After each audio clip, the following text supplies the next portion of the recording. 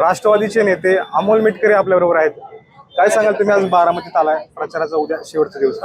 खरं तर आमच्यासारख्या बाहेरच्या लोकांनी बारामतीमध्ये येऊन अजितदादांच्या प्रचारावर बोलणं म्हणजे सूर्याला पंथी दाखवण्याचा हा प्रकार आहे. अजितदादांच्या विकासाचा डोलारा, अजितदादांनी जपलेला सर्व धर्मसमभाव, अजितदादांचा असलेला शिवशाहू फुले आंबेडकरवादी विचार महाराष्ट्रामध्ये कुठल्याही नेत्यामध्ये नसतील ते सर्व गुण एक लोकनेता म्हणून अजितदादांचे आहेत. ते बारामतीमध्ये आम्ही नेहमी पाहतो. आज दुर्दैवानं म्हणावं लागेल की बारामतीमध्ये पोटनिवडणूक लागली. वास्तविक ही पोटनिवडणूक लागायला नको होती. अजितदादा आज हवे होते. महाराष्ट्राला आणखी अनेक वर्ष अजितदादांचं नेतृत्व अपेक्षा होती. मला अभिमान आहे त्या नेत्याचा की ज्या नेत्यांनी जर धर्माच्या नावाने मतं मागितली असती तर तो नेता सहज मुख्यमंत्री होऊ शकला असता. पण धर्माच्या नावाने मतं न मागता फक्त विकासावर मतं मागणारे आमचे अजितदादा, दुर्दैवानं आम्हाला त्यांना महाराष्ट्राचा मुख्यमंत्री पाहायचं जे स्वप्न आहे ते भंगलं. पण आता ही पोटनिवडणूक आहे, त्याला आपण सगळेजण सामोरं जातो. हे वस्तुस्थिती आहे. लोकशाहीमध्ये अनेकांना वास्तविकता ही पोटनिवडणूक बिनविरोध व्हायला पाहिजे होती. बारामतीकरांचं मत आहे.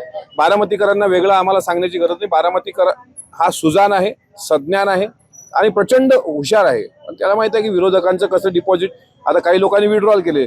माझं तर ईश्वराला प्रार्थना होती की त्यांनी ती उमेदवारी कायम निवडणूक बिनविरोध होईल वाटलं होतं पण झाली नाही. काय कारण आहे, काय वाटतं? नाही, असं आहे की लोकशाहीमध्ये प्रत्येकाला तो अधिकार आहे. बिनविरोध व्हायला पाहिजे होती. दादांवरचं प्रेम जर तुम्हाला एवढं व्यक्त करायचं होतं तर तुम्हाला महाराष्ट्राच्या राजकारणाची एक संस्कृती म्हणून ज्यांनी आता उमेदवारी अर्ज भरले त्यांनी भरायलाच नव्हते पाहिजे. आणि जर भरले तर मग आता त्याचे परिणाम पण दिसतील त्यांना. त्याच्यामुळे अनेक लोकांना खरूद असते ही करण्याची. एका व्यक्तीला होती, विड्रॉल होती. कुणाला असं आहे की जाऊ दे, आता विड्रॉल झालं गेलं, कळलं पाहिजे. कळतं ना तुम्हाला. पण कुणाला नाव तरी सांगा. आज आम्हाला काही आम्हाला आता विश्वविक्रमी विजयाची नोंद करायची आहे खऱ्या अर्थाने. आणि लोकशाहीमध्ये प्रत्येकाला उभं राहण्याचा अधिकार आहे. मी काही कोणाला नाव घेत नाही. पण हे बारामती आहे हो, बाकीच्या मतदारसंघातलं मी सांगू शकत नाही. पण बारामतीमध्ये इथली जनता अजितदादांच्या पाठीशी राहिली, कारण अजितदादांनी विकास याला प्राधान्य दिलं.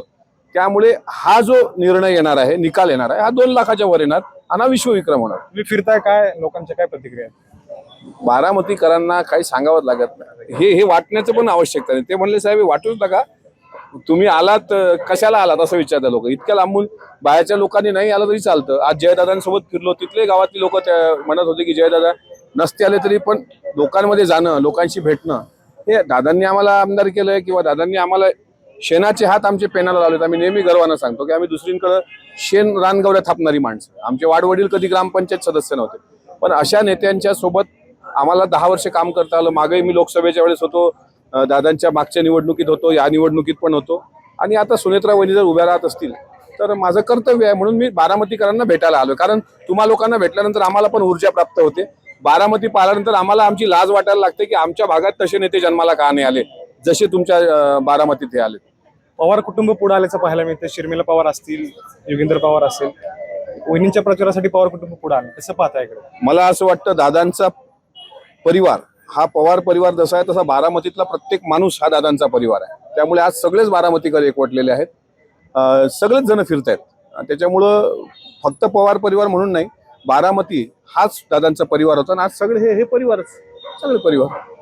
शर्मिला वहिनी आल्यात, रोहित दादा आलेत, त्यांच्या त्यांच्या पद्धतीने प्रचार करतायत. एकमेकांच्या विरोधात ते लढलेले आहेत. राजकीय दृष्ट्या ते एकत्र येतील वाटतंय तुम्हाला भविष्यात? असा आहे, असा किचकट प्रश्न, याच्यावर उत्तर काही मला द्यायची इच्छा नाहीये. विलिनीकरणाचा जो विषय होता तो अजितदादांच्या बरोबर संपला. आता त्यावर काही भाष्य अधिक करणं मला वाटते महत्वाचं नाही.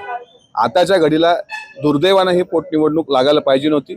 पण अशा काळात कोणी राजकारण करू इच्छित नाही. त्याच्यामुळे परिवार म्हणून सगळे ते एकत्र आले. अजितदादांची इच्छा होती की दोन्ही राष्ट्रवादींनी एकत्रित प्रयत्न चालू होते. पण ती इच्छा पूर्ण होईल का? दादांची इच्छा 12 फेब्रुवारीला याची अधिकृत घोषणा दादा करणार होते. आता ती जी काही इच्छा आहे ते अर्थातच आमच्या राष्ट्रीय अध्यक्षा सुनेत्रा वहिनी यांच्या नेतृत्वात जर सगळे एकत्र येत असतील तर मला असं वाटतं त्याला काही वेळ लागणार नाही. तशी इच्छा आहे का? सुनेत्रा वहिनींनी आता सगळं नेतृत्व करावं.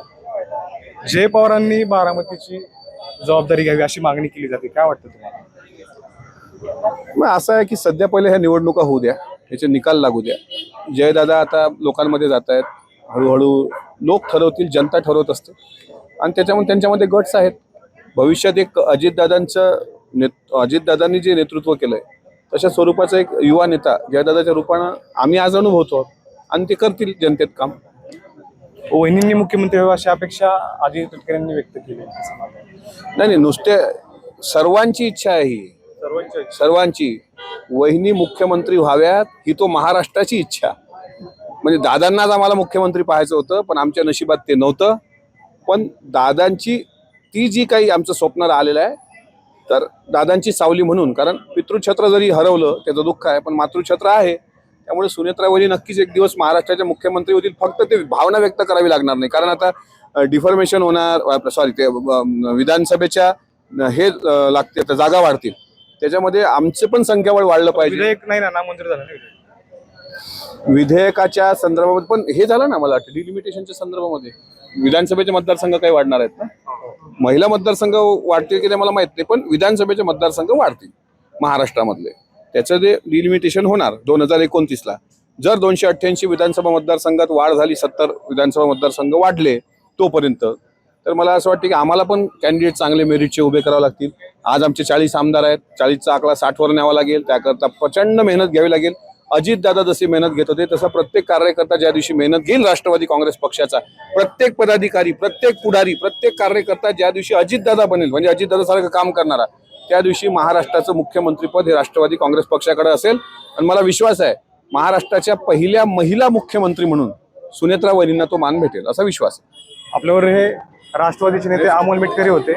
दीपक पडकर, मटा ऑनलाईन, बारामती.